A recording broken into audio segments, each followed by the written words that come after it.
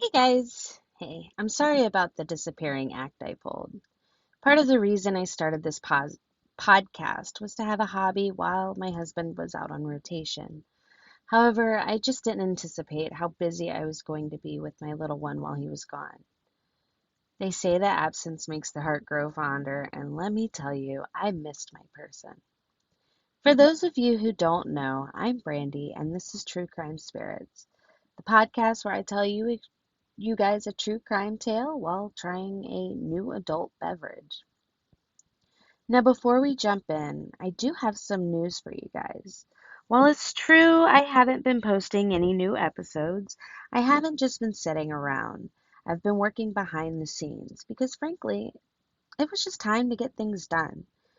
I've created a new website because now I'm creating more and more online content, and I just need a website for you guys to access all of it. It still needs a little bit of work, but it is up. So go check it out. It's at brandystruecrimeparadise.com. I know, it's a mouthful, but it is what it is. So let's get into this.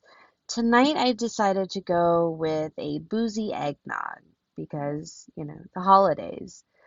Uh, I love eggnog, but since I'm getting out of my comfort zone, I'm going to try one I've never had. Okay, so when I started recording this, I assumed that there would be so much eggnog for me to choose from. I mean, I remember many holidays back home going to the local spirit shop, and there would be just a whole wall dedicated to eggnog.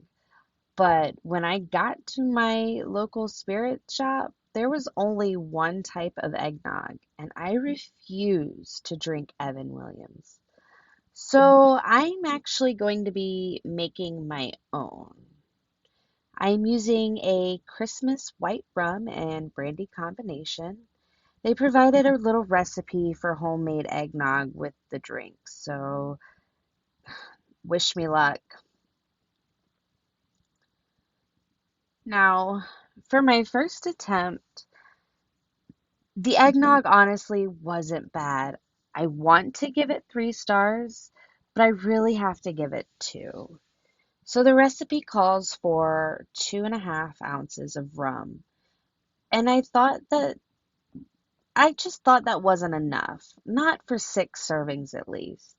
To me, an eggnog is a winter drink. There doesn't need to be enough booze to taste, but there does need to be enough to keep one warm on a chilly night. So I added an extra shot. Overall, I should have fluffed the egg whites longer because the eggnog didn't turn out to be as thick as I wanted. I don't think that the extra shot played into that, but I also never made eggnog before, so I really can't say for sure. Like I said, it really isn't bad.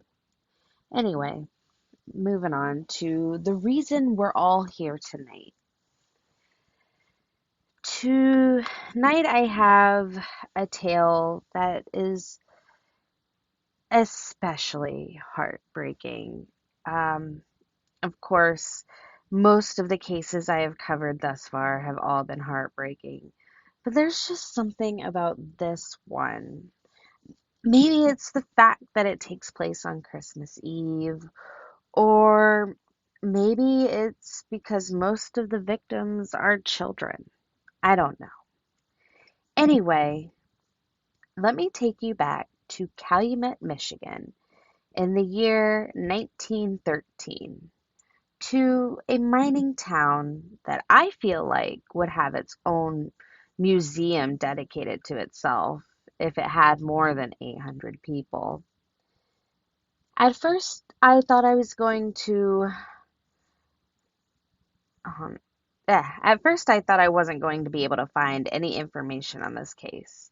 I mean, there are really only a handful of articles about the incident itself, and apparently, when they decided to digitize all the newspapers, no one taught this person how to scan the papers. At least 3 useful articles were partially ineligible.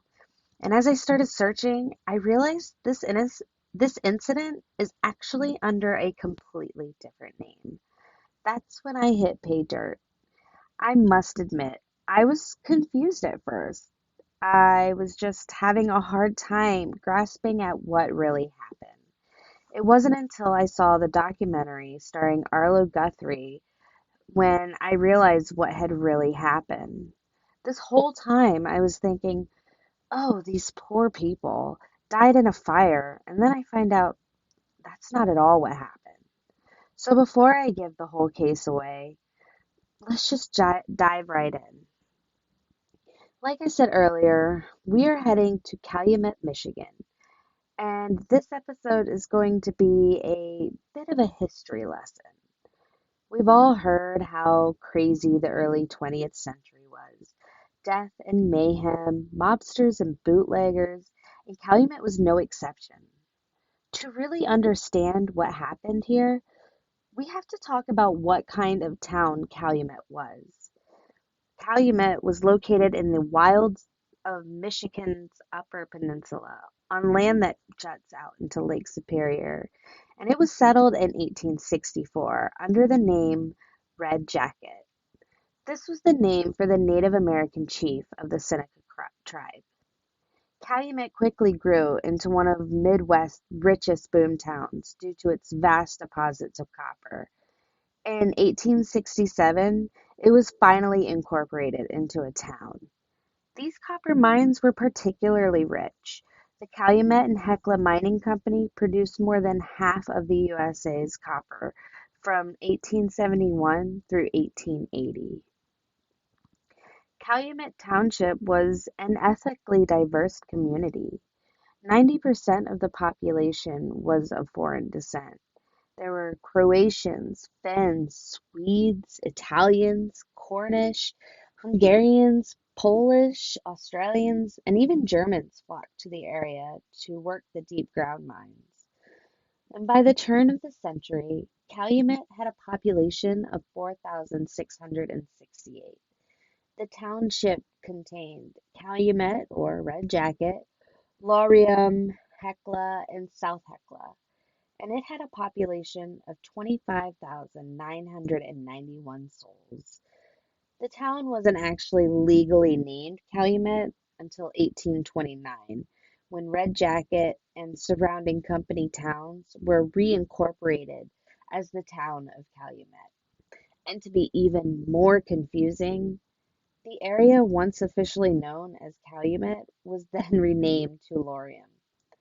However, I'm just going to refer to this area as Calumet, so don't worry about trying to keep up with this ridiculous game of hot potato they are playing with these names.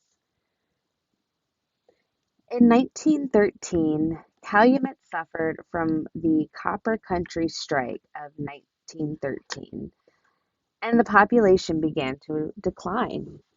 Now, I'm sure I heard about this in history classes, but it's been over 15 years and I barely paid any attention in history, so I really cannot be sure. I don't remember ever learning about the Copper Country Strike, so I took to Google and I investigated. The Copper Country Strike was a major strike that affected all copper mines in the Copper Country of Michigan. The strike, organized by the Western Federation of Miners, was the first unionized strike within the Copper Country. It was called to achieve goals of shorter work days, higher wages, union recognition, and to maintain family mining groups. The strike lasted just over 9 months. And I'm going to go further into the strike and what caused it because it absolutely does play a part in this horrific tragedy we're going to be talking about tonight. So, like I said, it's 1913, and Calumet is choking on anger and hatred, ignited and fueled by one of the bitterest labor disputes the nation has ever seen. The struggle resulted in a catastrophe that was even compared to the sinking of the Titanic. Calumet was considered a true company town. In 1914, The U.S. Labor Department official described conditions in the copper country as benevolent feudalism. Calumet and Hecla Mining Company owned all the land. It leased houses to its employees for $6 a month and provided free Lake Superior water. It rented out the property for stores, churches, and schools. None of the land was ever sold so that the company could snatch it right back for whatever reason they see fit. The town was completely electric, with a cheap and efficient streetcar system, a beautiful opera house that was nationally renowned, and more churches per capita than any other city in America. By this time, the average mine depth was 4,000 feet, and the copper was not as pure. Simply put, the company was having to dig deeper to get less. And this is where the dreaded, quote, widowmaker comes into play. It was a one-man drill, a heavy, cumbersome piece of equipment that the underground workers claimed was dangerous. And according to many, this is what caused the strike. But in actuality, there were many factors. A lot of it had to do with wages. February 1913, the miners sat down to negotiate wages, health care, housing, and whatnot. They shoot their shot, they throw out a number, the company turned them down, and then after that, there's a lot of back and forth for a few months. And on July 23rd, 1913, the miners struck. On that first day, there were 3 documented injuries. In each case, the victim was a Cornish shift boss who was hit by flying rocks. This open defiance shocked the mine bosses. At this point, the damage mostly consisted of a couple of flooded mine shafts and some broken windows, and the only injuries were bruised ribs and some cuts and abrasions. Woodbridge Ferris, said to be the worst governor, reacted immediately. He used his most powerful tool at his disposal, the National Guard. He mobilized the entire Michigan unit, which had approximately 2,500 men, and ordered it to the copper country. They set up tents everywhere, in front of the mines, on the street corners, in the parks, even on church lawns. The Guard was there to maintain order and protect property. Governor Ferris made it very clear that the soldiers were not to act as a police force. So good old Sheriff Cruz decided to bring in some outside help. Even though the sheriff had deputized 150 local citizens, he heavily relied on a New York detective agency, the Waddell Mahon Company, which primarily specialized in supplying strikebreakers and labor disputes. This little fact will become much more important later.